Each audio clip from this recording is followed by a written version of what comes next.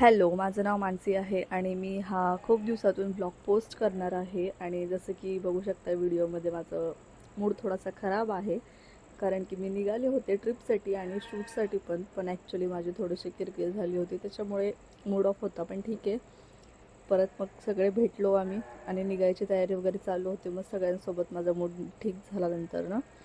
आणि मग निघायच्या टायमिंगच्या वेळेस सगळ्यांना पिकअप वगैरे केलं आणि मग आम्ही निघालो.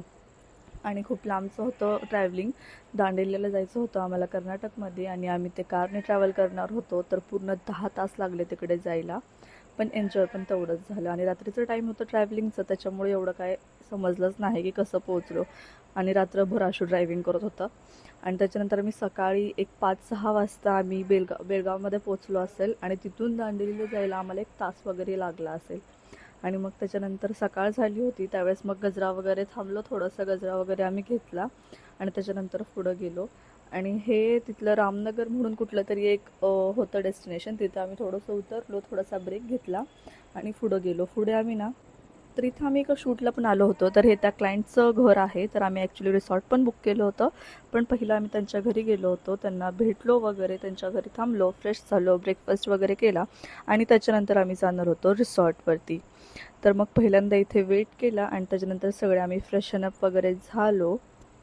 आणि इतक्या वेळचं ट्रॅव्हलिंग करून भरपूर कंटाळा आला होता आम्हाला. आणि आम्हाला रिसॉर्टवरती जाऊन फ्रेश होऊन आमच्या बॅग्स वगैरे तिकडे ठेवून आम्हाला अजून पुढे पण जायचं होतं. ट्रॅव्हलिंग नव्हतं करायचं, बट आम्हाला सगळं फिरायचं होतं आणि मला त्या रिसॉर्टचं शूट पण करायचं होतं. त्याच्यामुळे ब्रेकफास्ट केला आणि लिटरली खूप झोप लागली होती. मग आशूने भरपूर ट्रॅव्हलिंग केलं होतं, त्याच्यामुळं त्या क्लायंटच्या घरापासून आम्ही रिसॉर्टवरती जाईपर्यंत आशूने रेस्ट घेतली आणि अभि ड्रायव्हिंग करत होता.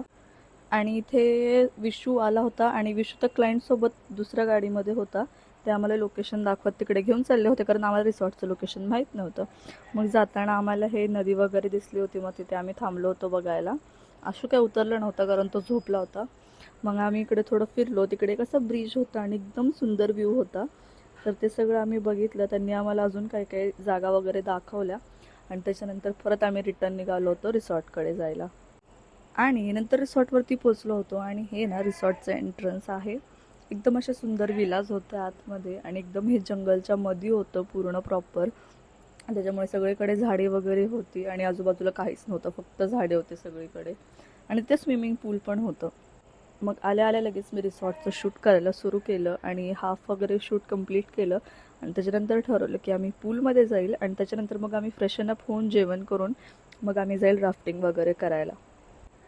आणि हे ते पूल होतं जे आमच्या विलाच्या करेक्ट साईडलाच होतं. त्याच्यामुळे लगेच गेलो, बॅग्स वगैरे तिथे ठेवले, चेंज केलं. आणि हा आमचा विला होता जो की आम्ही पूलच्या समोरच घेतला होता. आणि हे होतं विलाचं एंट्रन्स. आतमध्ये गेलो, बॅग्स वगैरे ठेवले आणि थोडा वेळ सगळे बसलो होतो. खूप कंटाळा आला होता सगळ्यांना, पण एक 10 ते 15 मिनटं रेस्ट करून आम्ही परत निघायचं ठरवलं होतं, पुढे जायचं ठरवलं होतं. त्याच्यामुळे एक थोडंसं रेस्ट केलं आणि निघालो. आणि त्या टाईममध्ये विशूचं आणि आशूचं एकदम सिरियस डिस्कशन चालू होतं. आता हे कशाबद्दल चालू होतं ते ॲक्च्युली आता मला पण आठवत नाही आहे, पण मी रेकॉर्ड केलं होतं त्या टाईमला. तर ह्यांचं हे डिस्कशन वगैरे झालं. त्याच्यानंतर मग आम्ही फ्रेशनअप झालो आणि नंतर गेलो. आणि नंतर रेडी झालो. मग डिरेक्टली आम्ही जायचेच ड्रेस घातले होते आणि त्याच्यानंतर जेवण घेतलं, जेवण केलं आणि जेवण करून निघालो होतो राफ्टिंग करायला जायला. आणि ते पण इथून थोडंसं लांब होतं, लाईक 20 किलोमीटर्सवरती वगैरे होतं. त्याच्यामुळे आम्हाला तिथून पण तिथे जायला टाईम लागणार होता. तर मग जेवण केलं आणि निघालो होतो तिकडे जायला. आणि नंतर एक एक करून आमच्या ॲक्टिव्हिटीज सुरू झाल्या होत्या. आणि सगळ्यात मी म्हणजे हे फर्स्टला नव्हतं केलं, सेकंड का थर्डला मी हे झिप लाईनिंग वगैरे काहीतरी केलं होतं. आणि ह्याच्या आधी माझी 1-2 ॲक्टिव्हिटीज झाल्या होत्या. आणि एवढं काहीतरी ॲडव्हेंचरस मी फर्स्ट टाईम केलं होतं, त्याच्यामुळे एक्सायटेड पण होती, भीती पण वाटत होती. बट मी करणार होते असं डिसाईड करून गेले होते, सो केलं. आणि खूप छान एक्सपिरियन्स होता हा माझा. शूट पण झालं आणि फिरणं पण झालं माझं तिकडं. आणि लास्ट टाईम पण जेव्हा मी राजस्थानला गेले होते, मी तेव्हा पण माझं पोस्टिंग करणार होते, बट मी व्लॉग शूट केला आणि मला एडिट करायला टाईम नाही भेटला. आणि माझ्या फोनमध्ये एवढं स्टोरेज नाही आहे की मी ते व्लॉग्स ठेवू शकते, एवढा सगळा डेटा. त्याच्यामुळे मी त्याच्यानंतर डेटा डिलीट केला आणि ते पोस्टच नाही केलं. नंतर मी बड्डेला पण पुण्याला गेले होते, तिथला पण मी व्लॉग पोस्ट नाही केला, कारण मला एडिटिंगला टाईम नाही भेटला आणि असेच काहीतरी रिझन्स होते, त्याच्यामुळे मी पोस्ट नाही करू शकले. पण ह्यावेळेस मी ठरवलं होतं की हा व्लॉग मी पोस्ट करणार आहे, त्याच्यामुळे मी प्रॉपरली सगळं एडिट केलं.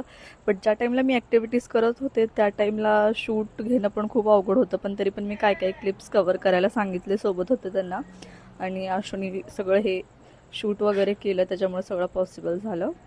आणि ही ॲक्टिव्हिटी करताना मला खूप जास्त मजा आली. आणि जसं तुम्ही व्हिडिओमध्ये बघताय त्याच्यामध्ये असं रोल करायला लागतं आणि त्याच्यामुळे ना एकदम चेस्टच्या खाली असं प्रेशर जास्त पडते. आणि लाईक मी येऊन 1 वीक वगैरे झाला असेल आणि अजून मला त्याचा त्रास होतो आहे, पण ते करताना मला खूप मजा आली होती, खूप फन होतं ते सगळं. बट पेनफुल पण आत्ता ते आहे अजून तेवढं. आणि परत 1-2 ॲक्टिव्हिटीज केल्यानंतर परत मी शूट चालू केलं होतं, शूट घेतलं होतं, कारण मला सगळ्या ॲक्टिव्हिटीजचं पण शूट घ्यायचं होतं. आणि हे लास्टचं होतं जिथे आम्हाला स्विमिंग वगैरे शिकवत होते. सगळं कंप्लीट करून परत रिसॉर्टवरती गेलो. तर भेटूयात नेक्स्ट व्लॉगमध्ये. Until then bye.